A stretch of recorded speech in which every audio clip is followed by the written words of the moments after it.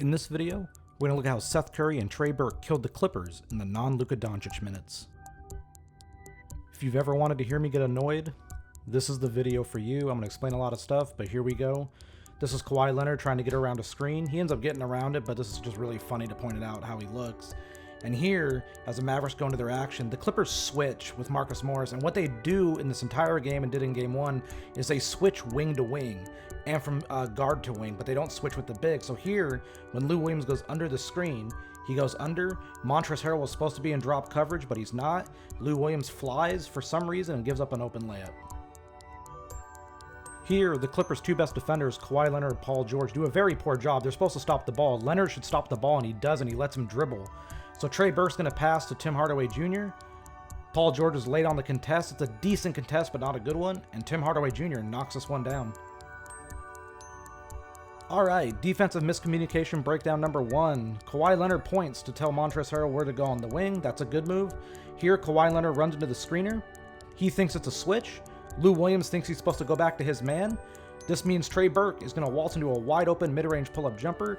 Kawhi Leonard and Lou Williams are just standing there. Kawhi Leonard's confused. Trey Burke makes it. Alright, this is another fun one. Landry Shamet is the ball defender here. Remember, the Clippers are not switching 1 to 5. They're only playing drop coverage with the bigs. Here, Landry Shamet goes over. Montrezl Harrell's in drop coverage, but gives the driver way too much space. Look at Landry Shamet and Lou Williams run into each other. It's a case of who goes where. Thankfully, he misses the jumper. Poor discipline. You got to be disciplined. Look at Paul George. This is not a good defensive stance. You got to get lower. Instead, Paul George just goes straight up. It allows Trey Burke to just waltz on by him with no, deterrence. Lou Williams comes over to rotate. Kawhi Leonard has to play the passing lane to both guys. Seth Curry gets a really good look from the corner, and he cans us in a 3-point game. This was critical. All right, another miscommunication. Lou Williams, you're supposed to go over the top of the screen. You can't go under. Montrezl Harrell's in drop coverage. You're supposed to push the ball handler towards the big. Montrezl Harrell's too far sagged back, and as a result, wide open pull-up jumper. God, Seth Curry and Trey Burke feasted on Lou Williams and Reggie Jackson quite a bit.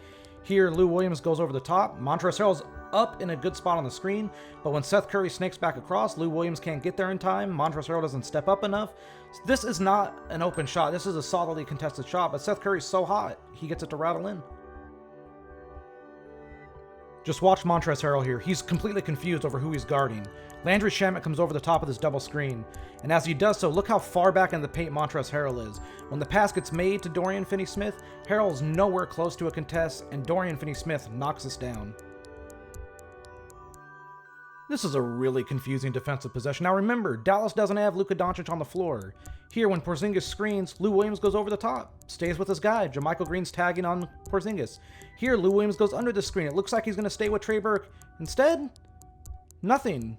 Montrezl Harrell's too far sagged back and drop. Open jumper. Landry Shamet is kind of like an adequate defender. His defense did regress as the year went along. I think his injuries played a factor in that. I will say that, but this doesn't excuse this year. Shot clock's winding down, game clock winding down third quarter. Landry Shamet stabs at the ball. His feet are not in good position. Crossover by Trey Burke. This is a problem spot.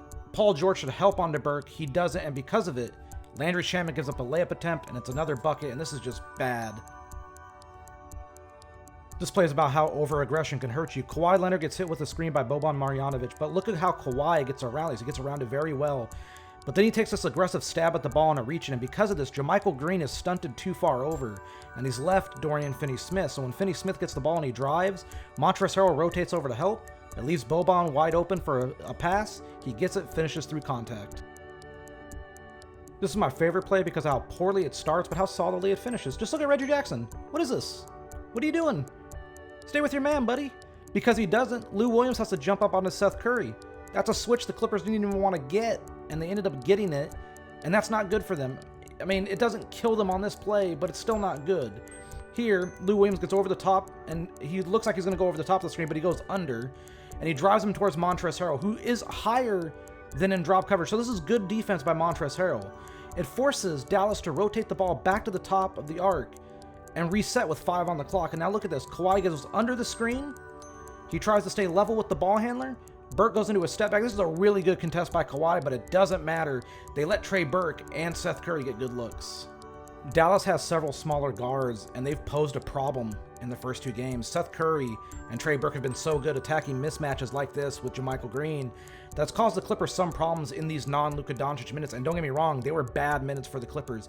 Here, Trey Burke sizes up JaMychal Green. He's going to speed right past him with the right move off the crossover, gets down, draws the foul, ends up going to the line. For our final play, it starts off with good defense, and like all these other plays, it ends with bad defense. You know, this is actually starting off really well for the Clippers. Landry Shamet is going to get screened by Maxi Kleber, but he gets over the top so well that it actually pushes Seth Curry towards JaMychal Green, who steps up and negates the shot attempt. Now watch JaMychal Green hustle back to guard the roll. Boom, everything's picture perfect. Ball goes to Trey Burke, but he's matched up against Marcus Morris, who's not that good against smaller guards. He likes the bigger matchups. Trey Burke is going to end up going down to the right. He gets a little bit of a step, but Kawhi Leonard should help on this dig. He doesn't. Marcus Morris gives up the layup. The Clippers got tortured all night by these two.